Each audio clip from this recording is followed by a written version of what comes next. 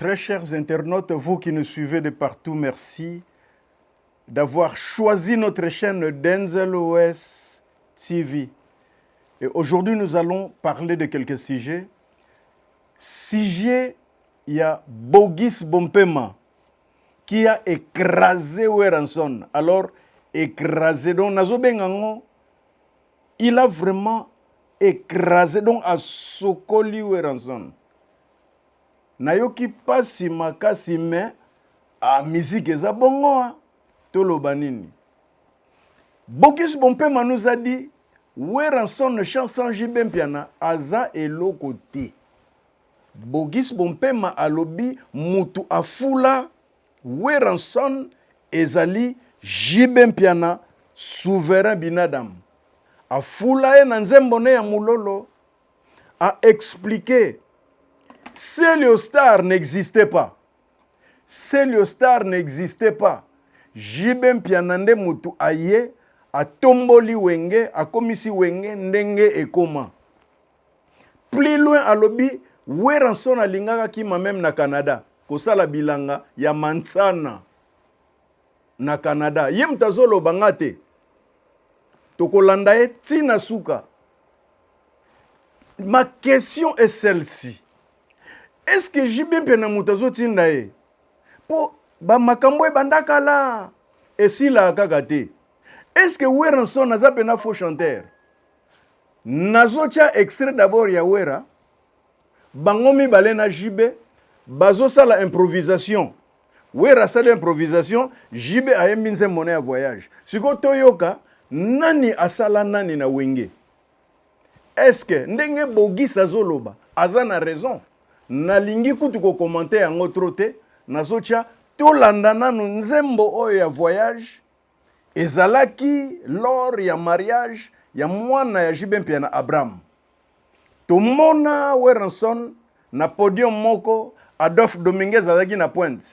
Siko tolanda nanu ndenge bayembelaki. Nani afula nani? Bogis alobi tangu JB ayaka na wenge oba komisa wenge. Wenge zaga rien, to yebi histoire. Donc pour na Bogis, JB muta fula Wera. Soki JB te nde Wera akenda ko sala bilanga ya Mansana na Canada. Siko total en image, to ko comprendre après, nous allons revenir. Merci.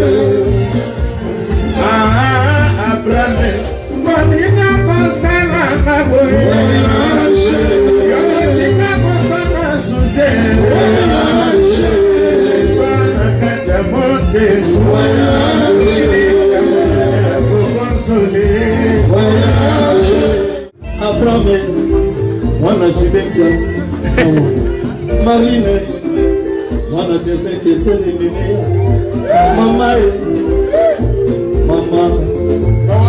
libala bosembo, libala kitoko, omela mama. Wera nenga banda miziki ti akokufa akotikalaka jamais koleka présent JB Mpiana na miziki ni na yembeli na studio ni na yembeli na concert ni na kobina na concert ni na lupemba.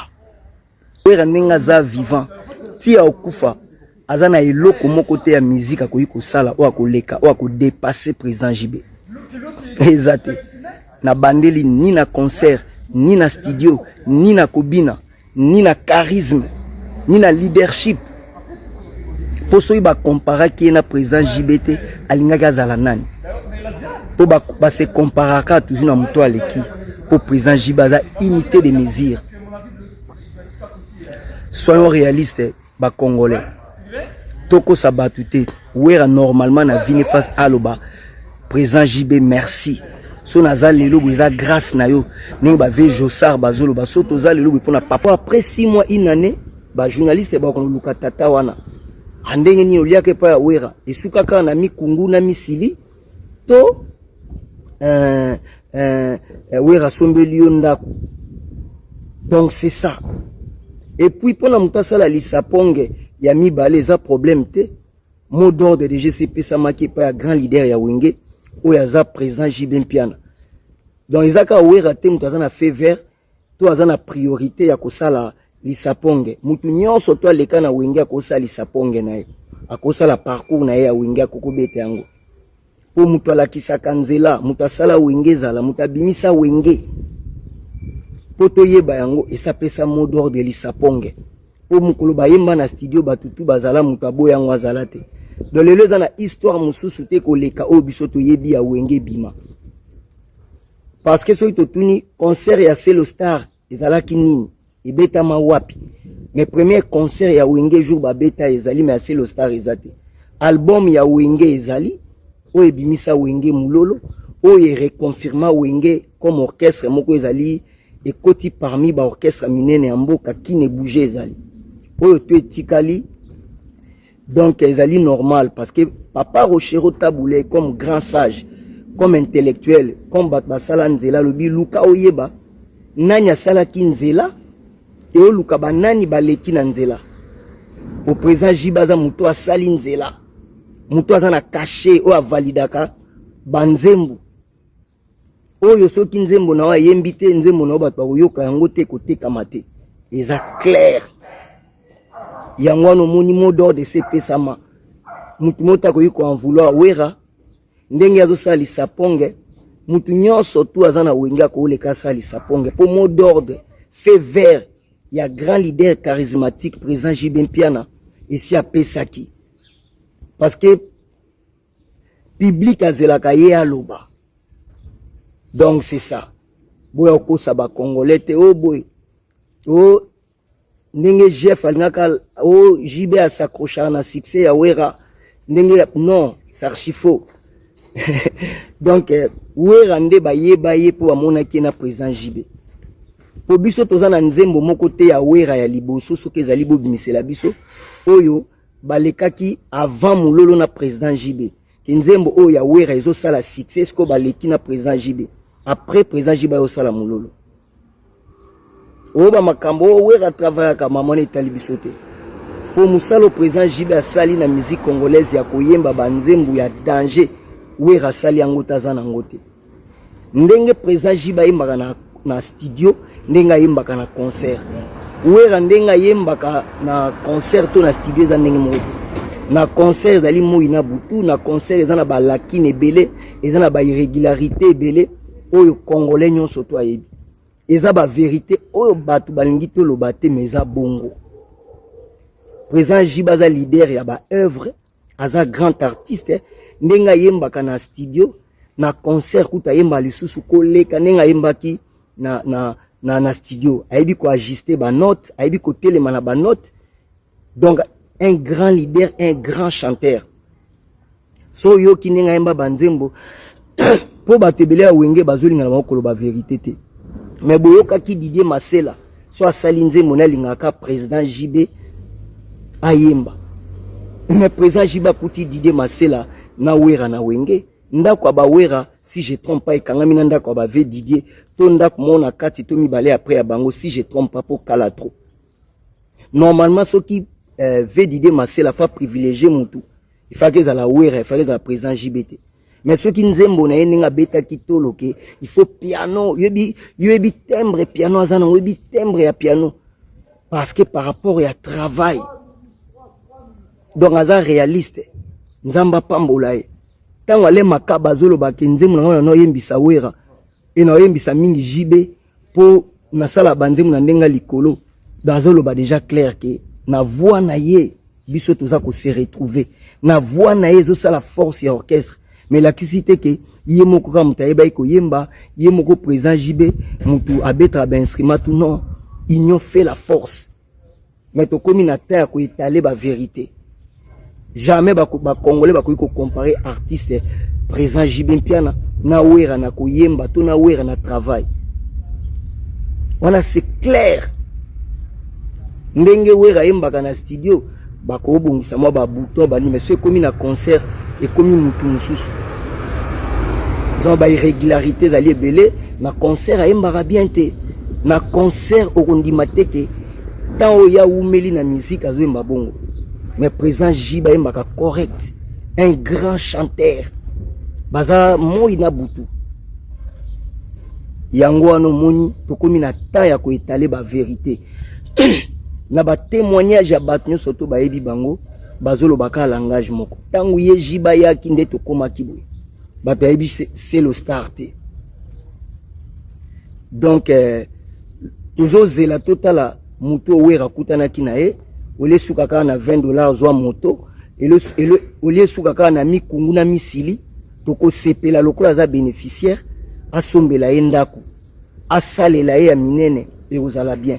Yango wana peuple congolais totika bambuyema wera tabeti 1000 milliards à ba concert jamais koleka président JB asala bango baza okoyi kozaloza grand chanteur okoyi kozaloza ndenge nini grand artiste mais leadership babota manango na si on eza ba vérité mpa o changer ngo azate histoire no change do wana ezali clair on va c'est le star wana ba distraction mutamona disque na ngote clip na ngote nzembo na moko te bimi na kombo ya c'est le star toyebi wera nenga banda muziki ti ya kokufa akotikalaka jamais koleka présent JB Mpiana na muziki ni na yembeli na studio ni na yembeli na concert ni na kobina na concert ni na lupemba.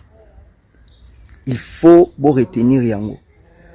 Donc ceux qui wera ba compara qui na président JBT ngara zalanan pourtant wenge panzani wera lobia okenae na Canada parce que ba ka kokosala faste devant président JB. Mais président JB jamais koko lobake yazo kende akima Congo akene ko s'exiler to ko fanda na ye na pays mo Europe to Amérique parce que azalaki na talent mais wera eba ki talent ya président JB ayebi ki akokosala face na président JBT nde alobaki akene ko fanda et pas vie Jonas akene Canada. Donc aotika la kosala face jamais na vie na ye devant président JB. Ba beti na ba martyr étant président JB betaka donc likufa libika. Donc wera ninga za vivant ti akufa azana eloko moko te ya musique akoyi kosala o akoleka o akodépasser président JB. Exacte. Na bandeli ni na concert, ni na studio, ni na kobina, ni na charisme, ni na leadership. Pour ceux qui ba comparer qui na président JBT alingaka zala nani. Pour ba se comparer toujours na muto aleki. Pour président JB za unité de mesure. Soyons réalistes ba congolais. Toko sabatute. Wera normalement na vini face à loba. Président JB merci. So naza lelo boza grâce na yo ninga ba ve Josar bazolo ba so toza lelo pona papa Wemba po naissance ezala kitango wenga bimisi mulolo to moni wera na pembeni mulolo ya nani aya JB Mpiana wana nani un musicien ya wenge vérité yango wana totika mutema mabe to luka ko falsifier histoire te batnyo soto ba monaki wenge bakufa te donc muto a qualifier wenge wa bimisa wenge ye wana. Donc normalement mututu ya wenge sozo beta musique lelo fa na 10 mais pas na ki na orchestre wana ozalaki na église wana apport na yo ezalaki ni savoir na yo ezalaki ni nini bato akoyi ko retenir pour na yo na passage non eloko wana. Gloire à Dieu que président JB Mpiana yaki wenge akutaki bato bazalaki mais yende mutu à faire développer wenge yende muta sali ke wenge comme entreprise leadership na sali ke wenge bima abimisi wenge alongoli yango na maya komisi yango na mokili wera koyembeza na kokoso koyembeza mobulu eza ne loko moko te wera sali na musique ko impressionner président JB wera nde face accrocher na président JB po bato ba chaika président JB si azala donc jalousie eza makasi bato ebele ba okokoloba vérité te pour la complaisance mais normalement ba o ba yebi wenge baza ebele baza même ba avec qui jabon bande kwa cousin wera propre mais azana ba témoignage ebele na ba émission salaka o asala zolo ba par rapport ya leadership à président JB mututu tangu ba zingzong ba aimé bwanga ba vedide masela ba tutu bazolo ba ke JB aza mystique JB tanga yaki orchestre changer même biso musika JB grand chanteur. Wera wana zalaki wapi bakoyi ko fabriquer toutefois na presse ndenge bafabrika wera na toute pièce na presse bafabrike me musala eza muke musala eza muke makelele eza mingi musala eza muke donc bo comparer bango teza moi na butu wana ya leader na ye président Jiba za leader na ye o asala ya zala osoki président Jiba tchaki na clip te tonga to yeba ete so mulolo simba kite donc tonga to yeba ete do wana eza ba vérité et mutako changer ngo azate mutako falsifier histoire azate ba obo ko sala ka ba livre boyo ka biso o eza ba vérité zongi na biso tomoni nenge Bogis asokoli penza wera kitoko alobia lisaponge souverain binadam apesi déjà aval asala ne lisaponge de mais idéologie ya lisaponge mutabanda yango eza souverain binadam question nanga kaka est-ce que ça JBT mutatinda ke bandakala abanda koloba est-ce que ti lelo JBK mutazotinda ye est-ce que réellement bino bozo talanga bozo mona ngo pena ke wera pena chizengu eloba nango baluba est-ce que wera zéro tulandaki ya ndenge baembi voyage na improvisation ya wera na lingi koloba loba te na kosala émission mususu sur wenge na kolinga bo discuter na ba commentaire est-ce que Bogis aza na raison est-ce que faut Bogis alobaka na ye bongo eza nango JBT mutatindi ye to JB mutatindi ye nga naza na réponse à kopesa te bino moko bopesa réponse comme ça tokosala épisode mususu nani asala nani na wenge po Bogis alobi mutasala JB mutasala Weranson c'est JB piana et puis azana bargima na ye alobi po na nzemba mulolo bautaka na c'est le star et sala ta album te eyeba na gate tango ba beta mulolo et fongoli bango donc jibende mutafula siko wera donc en quelque sorte jibe mutafula bango tout wana selon Bogis Bompema est-ce que avina bino ezandeni avina bino ezandenge nini à vous de juger à vous de commenter tokutani na biso na épisode mususu Rombo Tunani sort son album azobi misa album na ye na orchestre na ye Richmond album komo nango Fuka Rombo Tunani globe terrestre kombo waneza ya ye yalo bageza lokola empreinte globe terrestre muto yiba te alobi ba musicien ba mesana go yiba empreinte waneza ya ye depuis la nuit des temps tosukisi na biso wana nzamba lola sala bino bien allez au revoir.